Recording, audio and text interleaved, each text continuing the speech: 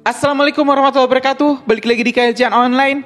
Gempar teman-teman, ada sebuah informasi yang menyebutkan bahwa Sekretaris Jenderal DPR RI atau ini Dewan Perwakilan Rakyat Republik Indonesia ditangkap. Apalagi kalau bukan karena isu korupsi. Ya teman-teman, tangan kanan Ibu Puan Maharani Ketua DPR RI bersama 6 orang lainnya ditahan oleh Komisi Pemberantasan Korupsi dengan dugaan korupsi pengadaan rumah DPR RI tahun anggaran 2020.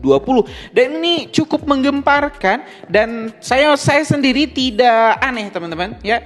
Saya sendiri tidak aneh karena memang DPR adalah sarangnya para tikus-tikus, oknum-oknum banyak berkeliaran. Dan dulu pernah saya katakan bahwa cepat atau lambat Ibu Puan Maharani akan diperiksa. Karena bayangkan logikanya kalau tangan kanannya korupsi teman-teman, maka yang punya tangan kanannya ini Ketua DPR RI, masa sih nggak tahu terjadi korupsi besar-besaran yang dilakukan oleh Sekjen DPR RI yang bernama Bapak Indar Iskandar. Nih teman-teman, informasinya kita dapat dari Official iNews, bukan kaleng-kaleng ya. Breaking news judulnya, KPK tetapkan Sekjen DPR tersangka korupsi pengadaan rumah.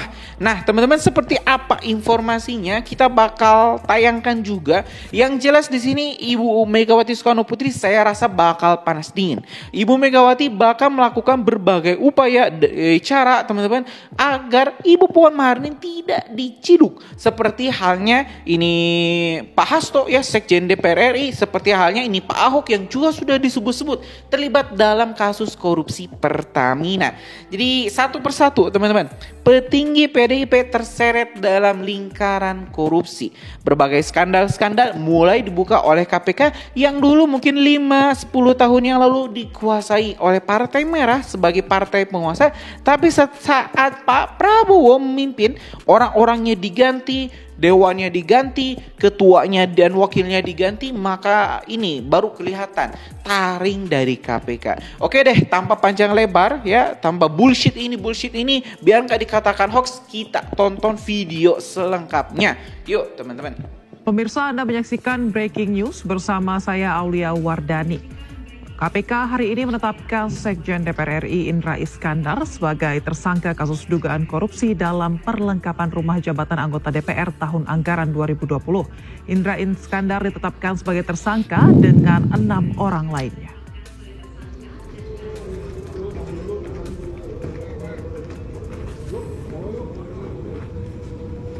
Tujuh orang ditetapkan sebagai tersangka. Pemirsa, meski telah ditetapkan sebagai tersangka, KPK belum melakukan penahanan terhadap Indra Iskandar dan juga 6 tersangka lainnya. Indra Iskandar dan 6 orang dijadikan tersangka oleh KPK dalam kasus dugaan korupsi pengadaan perlengkapan rumah jabatan anggota DPR tahun anggaran 2020. Penahanan ketujuh tersangka masih menunggu penghitungan kerugian keuangan negara. KPK juga belum merinci siapa ke-6 tersangka lainnya.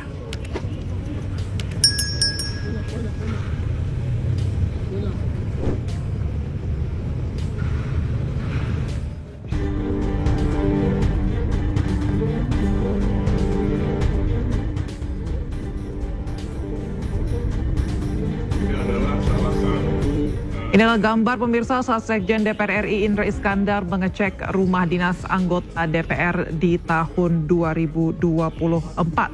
Di mana posisi atau rumah dinas ini atau disebut dengan rumah anggota jabatan ada di kawasan Kalibata, Jakarta. Indra mengecek beberapa perlengkapan rumah seperti atap yang bocor, kemudian kondisi alat-alat elektronik seperti AC, dan juga dinding dari rumah tersebut.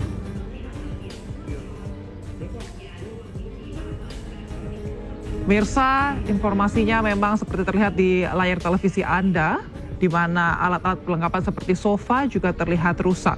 Kemudian Indra juga berkeliling bersama jajarannya untuk melihat kondisi rumah-rumah lainnya. Sebagai informasi, rumah jabatan anggota DPR ini ada yang masih berpenghuni pada saat itu dan juga ada yang sudah tidak berpenghuni. Ini adalah kondisi di mana Indra memeriksa tembok yang terlihat sudah berjamur dan juga memiliki area bocor di beberapa bagiannya.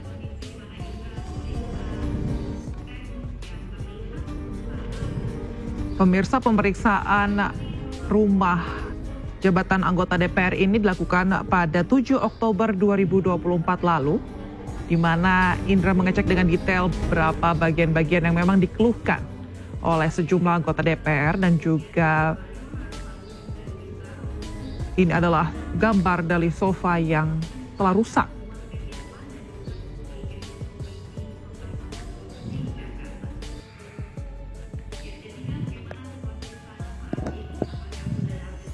Dan pemirsa, untuk mengetahui informasi terkini, kita sudah terhubung dengan rekan Jessica Winoto di Gedung Komisi Pemberantasan Korupsi Jakarta. Ya, Jessica, bagaimana situasi di sana saat ini? Apakah sudah ada update terkait dengan status tersangka Indra Iskandar sebagai tersangka korupsi pada malam hari ini? Ya, Aulia dan pemirsa, saat ini dapat kami sampaikan bahwa KPK baru saja menetapkan 7 tersangka atas kasus dugaan tindak pidana korupsi, pengadaan sarana dan prasarana rumah dinas anggota DPR RI, tepatnya di perlengkapan rumah dinas penjabat DPR RI di tahun anggaran 2020. Lalu juga dapat kami sampaikan bahwa salah satu tersangka merupakan Sekjen DPR RI, yaitu Indra Iskandar. Dan lalu juga dapat kami sampaikan 6 tersangka lainnya belum diketahui terkait identitasnya, karena memang KPK masih terus melakukan penyelidikan ke depannya dan untuk pemeriksaan lebih lanjut dari ke-6 seluruh tersangka ini. Lalu juga dapat kami sampaikan, Aulia dan juga pemirsa, proyek di rumah dinas DPR RI ini bernilai 120 miliar rupiah, sehingga kerugian negara pun diduga dapat mencapai puluhan miliar rupiah. Lalu juga dapat Aulia, kami dapat sampaikan bahwa KPK dari perkara ini pun menduga adanya markup harga atau pengubahan harga dari perlengkapan rumah-rumah dinas penjabat DPR RI ini, sehingga para oknum tersangka ini mendapatkan keuntungan secara pribadi. Lalu Aulia, ketujuh tersangka ini masih belum ditahan oleh penyidik KPK karena memang dari Badan Pengawas Keuangan dan Pembangunan RI atau BPKP RI masih dalam proses penghitungan kerugian negara yang dihasilkan dari tindak pidana korupsi pengadaan sarana dan prasarana rumah dinas pejabat DPR RI. Diketahui juga Indra Iskandar sempat mengajukan pra-peradilan untuk melawan KPK, tapi ia telah mencabut gugatan pra-peradilan tersebut.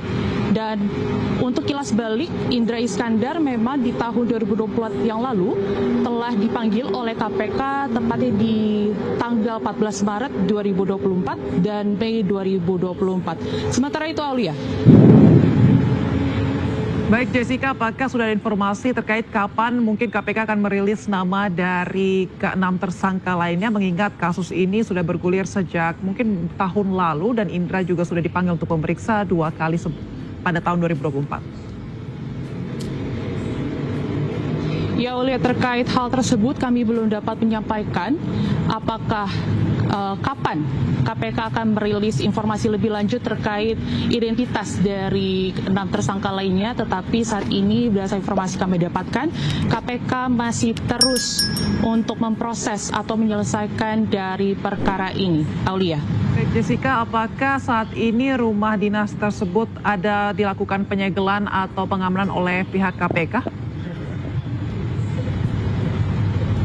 Ya, Aulia, terkait dari penyegelan rumah dinas DPR RI ini kami belum mendapatkan informasi lebih lanjut juga, tetapi bila mana kami mendapatkan informasi atau pergerakan dari penyidik KPK untuk melakukan penyegelan dari rumah dinas ini, kami dapat langsung laporkan kembali kepada Anda. Aulia.